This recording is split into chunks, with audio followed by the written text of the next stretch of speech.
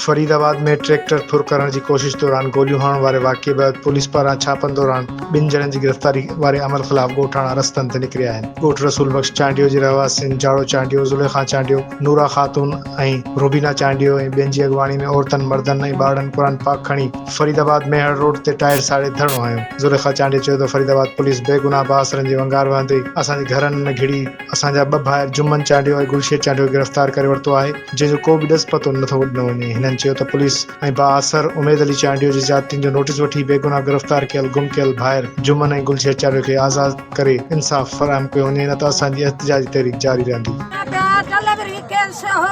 फरीदाबाद में मडम वट हो केस छोकरी जो हल करे मसलो घर मोटी दिया, हिनन के उमेदली बथराया वठी पुलिस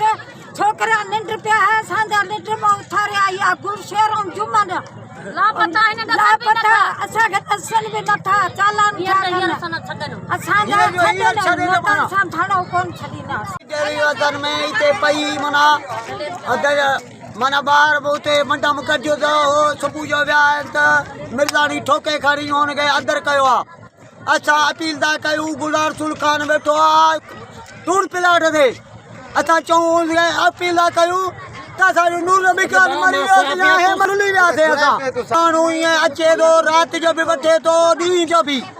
अच्छा अपील दा कयो नूर नबी खान मरी आज सब मरी मां बयान न कर चली दो सां सूबेदार के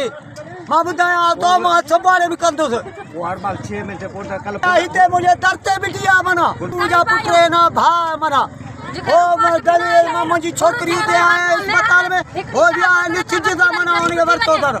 दी चोरी थन था उनन के नथा वटन जे गरीब मिस्किन आए घर में सुता प्यान उनन के वठी दी अचे आ वारी जे डाडा मसान उनन संगलाए नथी सके एकड़ी फुर छे दी मेरी एकड़ी शाह गोदड़े में हो तो उनन के डाडन के नथा वटन जे गरीब बैठा है उनन के वठी दी अचे आ भार वठी या ट्रो सा नथा दसन असा यार कदन न तो जो को असा कैसे कना से